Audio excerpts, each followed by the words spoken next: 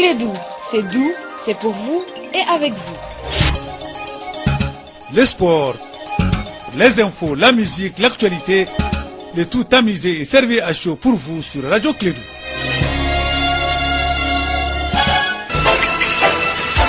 Radio Clédou, le journal avec Sotelma Malitel. Mesdames et messieurs, fidèles auditeurs et conditions de l'ensemble de réseau Clédou, bonjour à vous et bienvenue. Nous sommes lundi 3 juillet de l'an 2017, il est 7h30 en temps universel. Vous suivez Clédou, vous avez droit au journal, première édition. C'est une présentation de Bakary et Sekoussité. Bakary, bonjour, bienvenue. Et bonjour Abdoulaye et bonjour à tous les auditeurs. Bienvenue dans cette édition. La première de Clédou Info, un seul titre, sommet extraordinaire du G5 Sahel.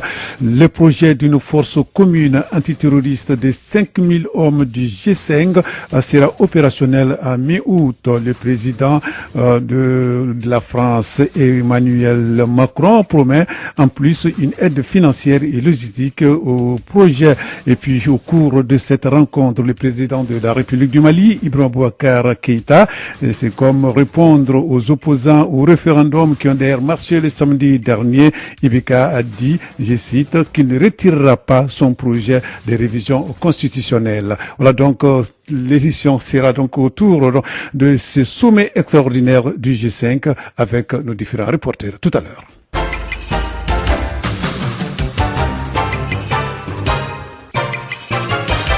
Bienvenue à cette édition. Aujourd'hui, nous sommes le lundi 3 juillet 2017.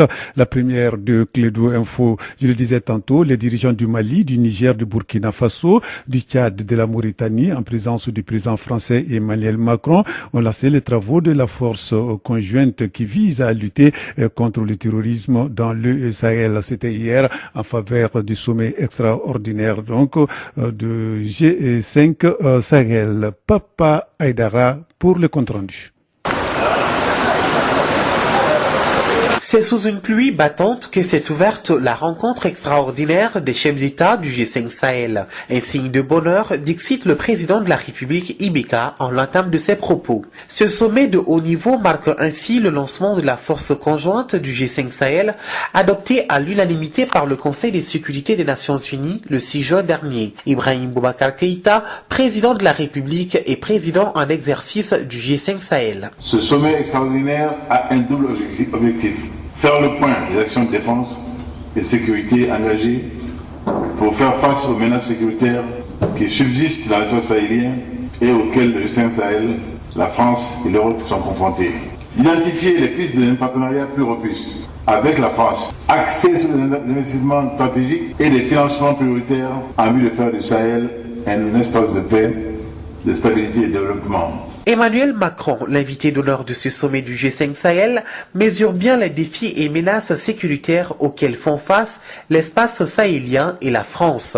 Après l'engagement de l'Union européenne d'une promesse de plus de 30 milliards de francs CFA, la France apporte son soutien à travers un volet militaire pour un coût global de 8 millions d'euros, soit plus de 5 milliards de francs CFA. Emmanuel Macron, président de la République française. Le soutien de la France aujourd'hui consistera d'abord en un soutien opérationnel aux unités, c'est-à-dire un soutien accru de l'opération Barkhane en conseil, assistance, mais surtout accompagnement au combat. C'est aussi une aide matérielle importante, 70 véhicules tactiques, du matériel de communication et d'interopérabilité des forces, du matériel de protection pour les hommes. C'est cela ce que la France également apportera. Le Sahel, c'est désormais 50% du budget de notre coopération de sécurité et de défense dans le monde. L'ami venu de si loin ne pourrait porter le fardeau pour l'éternité, au dire du président Ibeka. Ce nouvel engagement de la France vient en appui à l'opération Barkhane et la MINUSMA, qui s'est vu d'ailleurs renouveler son mandat la semaine dernière. Mahamat Saleh Anadif, chef de la MINUSMA. L'innovation cette année, c'est de soutenir les forces de défense et sécurité du Mali. Le deuxième point, c'est que le Conseil de sécurité a pris acte de la mise en place de la force du G5 Sahel et nous a demandé de faire un accord de partenariat pour qu'on puisse les aider à être plus efficaces. Au cours de son intervention, le président français a rendu un hommage aux victimes de la récente attaque à Bamako perpétrée au campement Kangaba. Voilà, merci Papa Moussa Aïdara. Nous allons rester sur le sujet. De le dire dans les titres, le projet d'une force commune antiterroriste de 5000 hommes du G5 Sahel sera opérationnel à mi-août. En plus donc de 50 millions d'euros de l'Union européenne, la France va investir 200 millions d'euros d'ici la fin de l'année. L'annonce a été faite par le chef de l'État français Emmanuel Macron, qui a participé donc au sommet extraordinaire du G5 Sahel tenu ici à Bamako hier dimanche 2 juillet. Au cours de la rencontre, le président Ibeka a dit qu'il ne retirera pas son projet de révision constitutionnelle. Kassim Traoré nous donne des détails. Le président français Emmanuel Macron, principal hôte du sommet, n'était pas venu à Bamako pour annoncer un désengagement français. Au contraire, il a fait des propositions pour soutenir la force conjointe du G5 Sahel. Pour ma part, j'ai donc confirmé le soutien de la France à cette initiative, qui passera d'abord par un soutien opérationnel aux unités, avec un soutien accru de l'opération Barkhane en conseil, assistance et accompagnement au combat. Une aide matérielle importante avec 70 véhicules tactiques, du matériel de communication et d'interopérabilité des forces, du matériel de protection pour les hommes. Les dirigeants des pays du G5 Sahel, le Mali, le Tchad, le Niger, la Mauritanie et le Burkina Faso doivent contribuer pour faciliter la mobilisation de 423 millions d'euros. Ibrahim Boubacar Keïta, chef de l'État du Mali, présent en exercice du G5 Sahel. Le financement tel que nous l'avons évalué, 423 millions d'euros. Chacun de nos États va faire l'effort de 10 millions d'euros. Convertissons, je crois que ça fait 6 milliards. C'est quand même assez appréciable. Cela parce que nous souhaitons aller assez vite. Il y a urgence là, il y a urgence. Ibeka a affirmé avec insistance le maintien de son projet de révision constitutionnelle, qui est lié selon lui au respect de l'accord d'Alger 2015. Nos amis sont sortis du bois pour dire non, nous ne sommes pas d'accord. Alors qu'ils ont été d'accord avec nous, mais in fine, non seulement nous ne sommes pas plus d'accord, mais même mieux, le président Keïta serait mieux inspiré de retirer ce document-là du circuit. Si je le fais, je trahirai mon pays. Je ne le ferai pas. Cela dit, la Cour constitutionnelle, dont l'autorité sans conteste va opiner, elle dira le droit. Je sais, on joue sur un aspect. L'article 118 de la Constitution dit pas de révision constitutionnelle quand une partie du pays ou la totalité du pays est occupée par puissance étrangère. Quelle est la puissance étrangère qui occupe le Mali? Il n'y en a pas. Il n'y en a pas. Sur la question de la révision constitutionnelle au Mali, Emmanuel Macron trouve que c'est une question de souveraineté malienne. Voilà, merci Kassim Traoré. En marge des travaux du G5 Sahel, les ministres de la Justice du Mali, du Niger et du Tchad ont organisé un colloque international sur la coopération judiciaire en matière de lutte contre le terrorisme et la criminalité transfrontalière. La rencontre visait à partager le contenu de l'accord tripartite signé en mai dernier à Niamey pour une meilleure compréhension de ses spécificités et une appropriation des autres pays. Reportage signé Moussa Papa Aïdara. Si le Mali, le Niger et le Tchad ont leur destin lié, c'est bien sûr par l'ampleur et la périodicité des attaques terroristes. Le Mali et les deux États voisins mutualisent donc leurs efforts en matière de coopération judiciaire afin de lutter contre le terrorisme et la criminalité transfrontalière. Réunis à Bamako, les différents ministres de la Justice et leurs juridictions ont créé un cadre d'échange et de partage d'idées innovantes. Cette réunion est la suite logique de celle tenue en mai dernier à Niamey, où les trois pays ont signé un accord de coopération judiciaire. Maître Mamadou Ismaël Konaté, ministre de la Justice. En signant cet accord qui m'avait l'air encore théorique à Niamey, avec de fortes chances que les acteurs de la chaîne judiciaire contre le terrorisme et contre la criminalité transfrontalière avaient toutes les raisons du monde d'ignorer le contenu de cette convention qui avait toutes les chances du monde de dormir au niveau du Niger. Je leur ai demandé d'étendre cette convention aux acteurs de la chaîne judiciaire en leur demandant de prendre cela en main. L'accord tripartite signé en mai dernier donne la possibilité à chacun de ces États de traduire désormais en justice et condamner les bandits armés, quelle que soit leur nationalité et dans l'un des trois pays dans lequel ils se trouvent. Mahamat Ahmad Hassan, ministre tchadien de la Justice. C'est terminé. Le criminel ne peut pas quitter le Difa pour se réfugier à Bagassola de l'autre côté de la frontière du lac ou dans le lac qui est une zone vraiment de gouvernance difficile et d'échapper à la chaîne pénale et d'échapper aux poursuites. Non, tout de suite, par un simple coup de téléphone, par un message, les deux magistrats peuvent se rattraper et le monsieur ne va pas arguer qu'il est d'un autre pays et ne peut pas être jugé devant les tribunaux du Tchad. Ah non, c'est terminé ça. Durant les 3 jours qu'ont duré les travaux, les experts de la justice ont parcouru ensemble les modalités de la mise en œuvre concrète afin de renforcer durablement la coopération judiciaire entre les pays. La moisson de la rencontre s'annonce bonne puisque le Burkina Faso a annoncé d'apposer la 4e signature.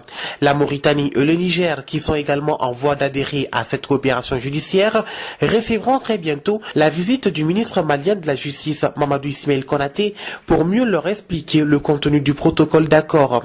À noter que les conclusions issues des 3 jours de travaux des techniciens des droits étaient sur la table de la rencontre du G5 Sahel. Merci Moussa Papa Aïdara. Nous allons changer de sujet, cette fois-ci pour parler de la révision constitutionnelle. La plateforme Oui en son nom a organisé vendredi après-midi une conférence de presse. Donc objectif, inviter les Maliens à l'unité. C'est dans l'unité que le Mali pourra s'en sortir, précise le président de cette plateforme, Ismaïla Diallo. Les propos sont recueillis par Etienne Nyari. Nous avons souhaité quand même informer nos frères, les rassurer, après la grande mobilisation que nous avons eu à faire, de les inviter toujours à l'idée de Ankasson, Angabé.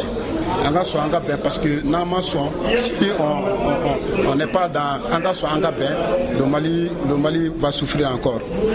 Et on ne sortira pas aussi de la crise. Donc il a été question que vraiment que nous diffusions plus d'informations et de sensibilisation, et que nous fassions plus de sensibilisation à l'endroit de nos confrères maliens, à l'endroit de nos frères et sœurs, ceux qui ont compris déjà le projet de révision constitutionnelle et ceux qui ne l'ont pas non plus aussi compris, et ceux qui sont sur le nom aussi, de les inviter à l'unité, et que les Maliens ne doivent pas se diviser. C'est extrêmement important parce que d'aucuns pensent déjà que quand les gens ont pour nous le non, que le oui ne devait pas se dire. Donc, il faut comprendre que nous sommes dans la démocratie et l'expression démocratique demande également aussi qu'il y ait un oui et un non quelque part. Sinon il n'y aura pas de vote. Donc si aussi dans les astuces de la démocratie, il est question qu'il y ait des votes, qu'il y ait des référendums. Donc là, propos recueillis par Etienne Nyaré. Et puis à Ségou, la plateforme en Sona a tenu le week-end également donc un meeting de soutien au référendum conduit par le président de la plateforme Ibrahim Samassa. Ce meeting a vu la participation des associations de jeunes de Ségou. Les points avec notre correspondant sur place, Douba Damele. C'est par l'hymne national du Mali que les travaux du meeting du 8 ont démarré à Ségou. Nouhoum Diara, maire de la commune urbaine de Ségou, a présenté les contextes de la rencontre qui, selon lui, est une action patriotique. Le président de la plateforme, Ibrahim Samassa, a expliqué aux jeunes de Ségou les objectifs de la tenue de ce meeting. Selon lui, aucune initiative politique n'est derrière cette rencontre. Il s'agit tout simplement d'une vision des jeunes de Ségou, conscients de l'importance de la réforme constitutionnelle. Puis, le ton fut donné pour les exposés des conférenciers Modi Dramé et Idrissa Goro sur les raisons et les points d'innovation de la révision constitutionnelle. De titre en titre, les conférenciers ont expliqué les points de révision. Selon eux, la révision constitutionnelle permet de prendre en compte les aspects socio-culturels et coutumiers non pris en compte dans la Constitution de février 1991. Ils ont aussi expliqué à l'assistance les 77 innovations. À chaque fois qu'il s'agissait de présenter une innovation, les conférenciers ont fait une comparaison avec la Constitution de 1991. Il s'agit en premier lieu du nombre des institutions de la République qui passe de 8 à 7. Aussi, il a été présenté aux Ségoviens que c'est le Haut Conseil des collectivités qui serait érigé en Sénat. Pour être président de la République, il faut être exclusivement de nationalité malienne. Après 2 heures d'explication par les experts Modi Dramé et Idrissa Goro, les participants ont posé des questions de compréhension de Ségou. Douba Dambélé pour la radio Clédou. Alors, merci Douba Dambélé. Il faut signaler que ce meeting donc a eu lieu 2 semaines après la mission parlementaire venue à Ségou expliquer aux Ségouviens les innovations de la réforme constitutionnelle. Ici à Bamako, rassemblement globalement bien déroulé malgré donc l'interdiction des autorités. Le collectif Ante Abana touche pas ma constitution regroupant leaders d'opinion, artistes, associations des jeunes ou encore leaders politiques et religieux, a tenu ce samedi, comme prévu, son meeting populaire à la place du cinquantenaire à la CI 2000. Objectif, exiger du régime le retrait pur et simple du projet de révision constitutionnelle. Plusieurs centaines de personnes y ont répondu présent. Mahamadou Khan, notre reporter, était également présent. Après la marche du 17 juin qui a mobilisé plusieurs dizaines de milliers de personnes, la plateforme Ante Abana touche pas ma constitution a signé sa deuxième sortie ce samedi 1er juillet à travers un rassemblement populaire à la CI 2000. Madame Sika Diatousso, présidente de la coordination de la plateforme Ante Abana, touche pas ma constitution. Mais nous disons qu'aujourd'hui, il n'est pas question, dans la situation d'insécurité généralisée et chronique et non pas résiduelle comme disent certains, dans cette situation, on ne peut pas accepter qu'il y ait des Maliens qui décident de voter oui ou non et d'autres Maliens à qui on ne demandera même pas quelle est leur décision, quel est leur choix. Nous sommes tous des Maliens, nous ne pouvons pas accepter que notre pays soit divisé, que les Maliens soient divisés parce qu'un homme, parce qu'un régime en a décidé. Sur le podium dressé pour l'occasion, nous apercevons plusieurs leaders des partis politiques à l'image du docteur Oumar Mariko, président d'Issadi. Ils ont appris chaque fois à tripatouiller, à voler, à piller. Et ils pensent que, comme le peuple malien s'est très souvent tué, ils ont pensé que le peuple malien, on pouvait tout lui faire. On pouvait tout lui faire. Et c'est pour cette raison qu'ils continuent à s'entêter. Ibeka arrête. À ses côtés, l'ancien premier ministre, Soumana Sako. Qu'on foute la perte à cette constitution. D'ailleurs, moi, je les mets au défi. Ils disent, voilà, 25 ans. Mais c'est pas comme un mariage. Jubilé d'argent, jubilé de diamant, c'est pas. Qu'on nous dise qu'est-ce qui reproche la constitution. Quelle est la lacune, quelle est l'insuffisance. Aucun d'entre eux. Ce meeting est un deuxième avertissement. Ibrahima Kébé, un des porte-parole de la plateforme Ante Abana, touche pas ma constitution. Les autorités ont entendu, mais ils n'ont pas compris le sens de notre message. Donc c'est le second pour dire que nous voulons juste un retrait pur et simple et non un report. Reporter et retirer ces deux verbes du premier groupe, mais qui ont des sens différents. Les responsables de la plateforme Ante Abana touche pas ma constitution affirme que d'autres actions seront envisagées dans les jours à venir si le projet de révision constitutionnelle n'est pas retiré par les autorités. Là, merci Ibrahim Khan. Donc le président de la République, Ibrahim Boubacar Keïta, l'a bien signifié donc là qu'il ne retire pas donc son projet de révision constitutionnelle. Nous allons écouter cette petite phrase encore signée Ibeka. Le président Keïta a dit, urbi et orbi, qu'il ferait tout pour l'honneur du Mali de faire en sorte d'appliquer ce que le Mali a signé. Finir l'engagement du Mali, l'accord pour la paix et la réconciliation, signé en Alger. Nous l'avons fait en toute liberté. Et j'ai le bonheur de faire le constat que le peuple malien, massivement, pour ne pas dire en entier, a approuvé cet accord-là. J'ai encore mis au défi le jour de l'Aïd, quiconque d'oser se lever aujourd'hui et dire que je suis contre l'accord pour la paix au Mali. Personne, y compris mes amis de l'opposition. Mais on va essayer par des malices, par des biais divers, de mettre en cause cet accord-là. Et l'une de ces malices consiste à faire un tollé contre le référendum, le projet de loi référendaire, au motif qu'il serait un projet d'augmentation exponentielle des pouvoirs du président Keïta. Il n'en est rien du tout. Il n'a aucune espèce d'intérêt personnel à cette affaire, aucune. L'intérêt qu'il a, c'est que l'engagement du Mali soit tenu, que l'accord pour la paix et la réconciliation du Mali soit effectif en tous ses effets. Et cela sera Inch'Allah. Parce que, pas par acte dictatorial, encore une fois, parce que l'Assemblée nationale du Mali, qui est quand même à respecter et qui est l'émanation du peuple malien, a voté cette loi référendaire. À 111 voix contre 35, elle a approuvé le projet de loi référendaire. Et simplement, le vote de l'Assemblée ne suffit pas. Il conduit simplement au référendum. Héritage 5e République française. Et c'est à ce niveau-là que nos amis sont sortis du bois pour dire non, nous ne sommes pas d'accord. Alors qu'ils ont été d'accord avec nous, puisqu'ils ont amendé tout au long et à loisir le texte soumis.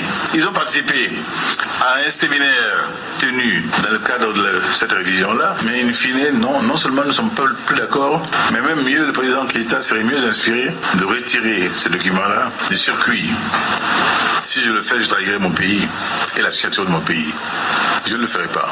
Voilà, je ne le ferai pas. Donc là, les propos sont de Ibrahim Boubacar Keïta, président de la République du Mali. Nous allons terminer ce journal par le consortium d'ONG Esuro, Fawe Mali et Wale, qui ont tenu le vendredi dernier à Ségou un cadre de concertation avec les journalistes de Ségou et de Bamako. L'objectif de la rencontre était de présenter la dizaine de journalistes le programme donc de mariage n'est pas un jeu d'enfant. Le mariage n'est pas un jeu d'enfant. Alors, il s'agit là d'un programme sur financement du gouvernement des Pays-Bas à travers son ministère des Affaires étrangères sous la conduite de Save Children et d'Oxfam au Mali. Les détails avec notre correspondant sur place, Douba Dambélé.